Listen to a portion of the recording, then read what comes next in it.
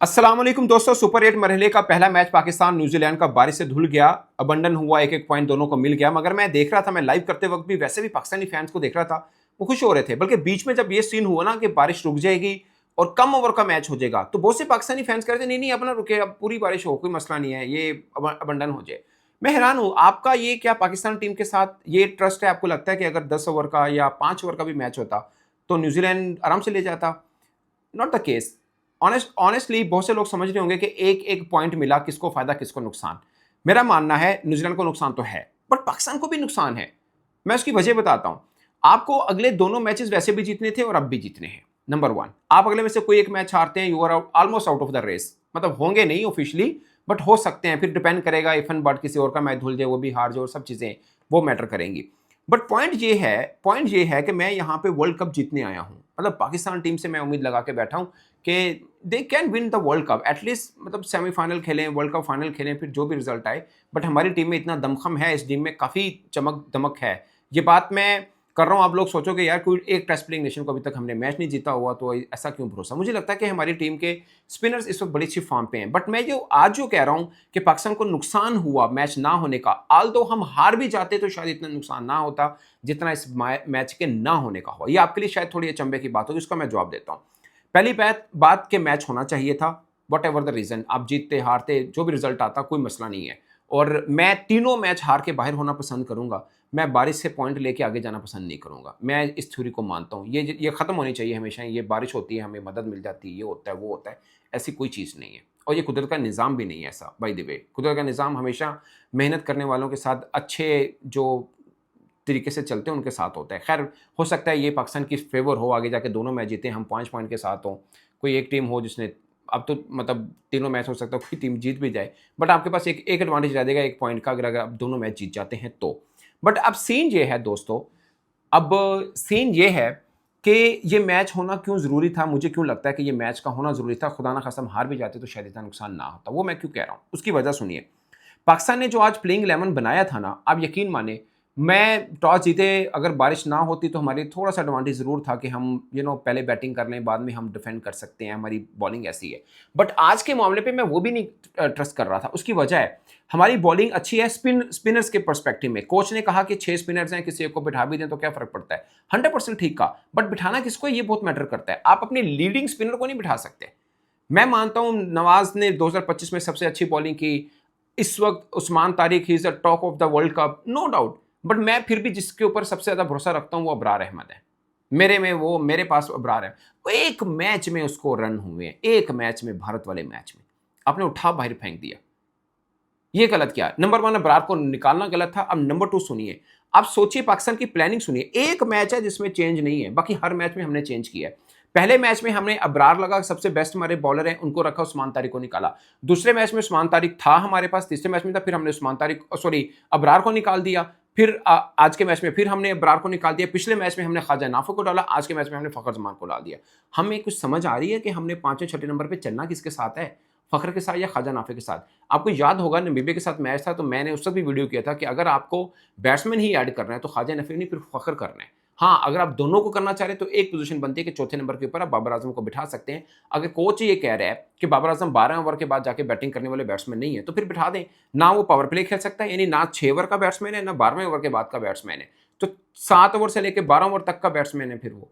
या आपको लगता है कि नहीं, उस बीच में वो थोड़े रन बना लें, थोड़ा सेट हो जाए, फिर स्लॉग कर सकते हैं? फिर भी कितनी स्लॉग कर लेंगे जब ज़रा खुला होता है। सो मुझे लगता है कि बाबर आजम को शायद कोच मर्जी से नहीं खिलाना चाह रहे, बस वो खिला रहे हैं। उस जगह फिर आप फखर जमान डाल दें, अपनी टीम को तो मजबूत करें जिससे आपको लगता है कि मजबूत हो सकती है। Number one.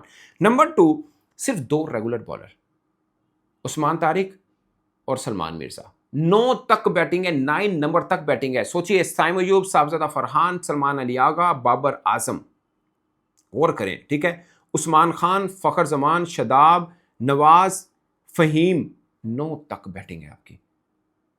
कौन सा आपने 20 ओवर में 400 चेस करने जा रहे हैं यार? और 2 रेगुलर बॉलर। आज अगर मैच हो जाता 6 ओवर का, 7 ओवर का, एक एक फर्ज के 5 ओवर का होता, हर एक ने एक एक ओवर कराना था। उस्मान तारिक का 1 ओवर हो गया, सलमान मिर्जा को हो गया, बाकी 3 ओवर क्या करना था आपने? अब आप आज आज के सिनेरियो में देख लें, अब न्यूजीलैंड की तरफ देखें, अब उनका कॉम्बिनेशन देखें, मुझे बहुत पसंद आया उनका कॉम्बिनेशन न्यूजीलैंड का। सुनिए, बॉलिंग चेक करें पहले आपने। फर्गूसन थे उनके, मैट हेनरी थे, सेंटेनर थे, जिमी एच सूदी थे। 4 रेगुलर बॉलर हैं। सेंटेनर अगरचे उनका ऑलराउंडर है but he is the world best left arm spinner. Plus Jimmy नेशम, Phelps, ये उनके साथ थे। 6-7 की ऑप्शन और वो के सारे 4 ओवर कर सकते हैं। आपने क्या किया था, फेम अशरफ के साथ आप कॉन्फिडेंट नहीं है कि 4 ओवर आपके डालेगा। इवन कि आपने 1 ओवर भी जो कराना था, अगर 5-7 ओवर का मैच होता है 1 ओवर तो कराना ही पड़ना था ना आपको, तो फंसना था आपने। मुझे पाकिस्तान की प्लेइंग 11 देखकर ही हैरानी हुई। मैंने कहा ये कैसे कर सकते हैं। आपने पहले 4 में से 3 ऑफ रेगुलर, अब देखिए पाकिस्तान का पूरा प्लेइंग 11 पिछले 1 साल से, पहले 4 रेगुलर बॉलर डालते थे प्लस ऑलराउंडर, फिर आपने 3 रेगुलर बॉलर प्लस ऑलराउंडर। मैं तो 3 के ऊपर खुश नहीं हूँ, मुझे लगता है कि 3 के साथ भी गुजारा नहीं होगा, बट 3 के साथ गुजारा इसलिए हो रहा था थोड़ा बहुत कि आप प्रेमदासा में खेल रहे थे जहां पे 2 रेगुलर स्पिनर थे, उस्मान तारिक और अबरार, और आपका गुजारा हो रहा था। अब आपने अबरार को भी बिठा दिया, आप अबरार को बिठाइएंगे उस्मान तारिक को भी रन होंगे, जाए लिख लें, मैं आपको कह रहा हूं। आप उस्मान तारिक कंपनसेट करता है अबरार को और अबरार कंपनसेट करता है उस्मान तारिक को। दोनों में से एक को निकालेंगे ना, एक दाना निकालेंगे, पूरी की पूरी तस्वीर खराब होगी। आप करके देख लीजिएगा, तस्वीर के दाने नहीं सर गिरते, वैसा होगा। ये एक दूसरे को ऐसे कंपनसेट करते हैं। हाँ ठीक है, साइम करते हैं बॉलिंग मिलके उस्मान तारिक के साथ, ठीक है, बट अगर साइम को रन हो रहे हो, आई नो इंडिया वाले मैच में बहुत काम खराब हुआ, उधर से सारी आपकी प्लानिंग चेंज होगी। आपका वो सारा जो हम बना के आए थे ना वर्ल्ड कप से पहले, ऑस्ट्रेलिया वाले सीरीज हमने जीती, तो सबने कहा कि हमने सबके रोल डिफाइन कर दिए हैं, हमारा कॉम्बिनेशन तैयार है, कोई डाउट नहीं, सब तैयार है। एक मैच हारे, सब कुछ उखाड़ पछाड़ के रख दिया हमने। आई डोंट नो, मैं यकीन माने में हैरान हुआ था कि 2 regular bowler, 1 fast and 1 spinner, that's it. आप न्यूजीलैंड को हराने गए थे, आप शुक्र करें 20 ओवर का मैच नहीं हुआ। शायद हम टॉस जीत के पहले बैटिंग करके थोड़ा सा इंटरेस्टिंग करते, बट डिफेंड कैसे करना था, आज तो आपके पास अबरार ही नहीं थी। ये आपने वहम पाला हुआ है, आपको लगता है ना कि नहीं इसके साथ हम चले जाएंगे, आप करके देखे नहीं जाएंगे। मैं आई एम अफ्रेड के नहीं जा पाएंगे, अल्लाह करे मैं गलत साबित हो जाऊं, क्योंकि इन्होंने कॉम्बिनेशन तो बदलना नहीं, यही रखेंगे। आज मैच हो जाता है, इनको अंदाजा होता है कि एक बॉलर की कमी कितनी फील हो रही है, इधर फास्ट बॉलर और स्पिनर, बट एक रेगुलर बॉलर की कमी फील हो रही है। आपको लगता है अगर आपको 2 फास्ट बॉलर आज आपको दोनों फास्ट बॉलर के 4 ओवर कराने पड़ते, तो फेम अशरफ के 4 ओवर पे क्या करना था न्यूजीलैंड ने, यू नो बेटर।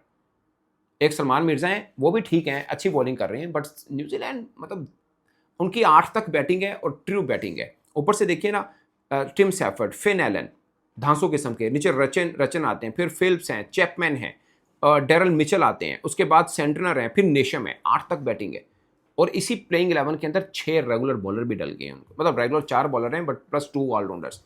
जबरदस्त किस्म का कॉम्बिनेशन था। मेरे फेवरेट टीम न्यूजीलैंड थी आज के मैच में, अगर हो जाता तो, भले 20 ओवर का होता, भले वो 8 ओवर का होता, 5 ओवर का होता, कितना भी होता, बट मैं अच्छा था मैच हो जाता, खुदा ना खास्ता हम हार भी जाते, मुझे परवाह नहीं था, कम से कम सीख मिलती कि यार ये गलत कॉम्बिनेशन है, अब आगे जाके सीख मिलेगी। अब आपके पास कोई मार्जिन नहीं है, आप मैच नहीं हार सकते हैं। मैच हारे तो you are on the brink of world cup exit, जो कि आप ऑलरेडी मतलब एक भी हारे तो हो जाएंगे आप, टेक्निकली रहेंगे इनमें, बट फिर भी चांस कम रहेगा आपका। सो ये सिचुएशन है दोस्तों पाकिस्तान वर्ल्ड कप की। मैं अभी भी कह रहा हूँ बुरी टीम नहीं है, अच्छी टीम है, हम बहुत कुछ कर सकते हैं, सिर्फ अपना कॉम्बिनेशन को बेहतर करें। हमारा कॉम्बिनेशन ठीक नहीं है, और इसका सबूत मैं ये नहीं कि मैं जर्नलिस्ट हूँ, मैं कौन होता हूँ ये कहने वाला कि कॉम्बिनेशन ठीक है या नहीं है। इसका जवाब सिर्फ ये है, आपका ऑलमोस्ट एक मैच के अलावा हर मैच में कॉम्बिनेशन चेंज हुआ है। कभी आप अबरार को प्रेफर करते हैं, उस्मान तारिक को नहीं करते, कभी आप उस्मान तारिक को करते हैं, अबरार को नहीं करते, कभी आप ख्वाजा नाफे को करते हैं, फ़खर को नहीं करते, आज फ़खर को किया है। इसका मतलब कहीं ना कहीं आप भी गलत हैं। इस पर दोस्तों अपनी राय कमेंट के सूरत में जरूर बताएगा। मेरी तरफ से इतना ही, इजाज़त दीजिए, अल्लाह ने के बाद।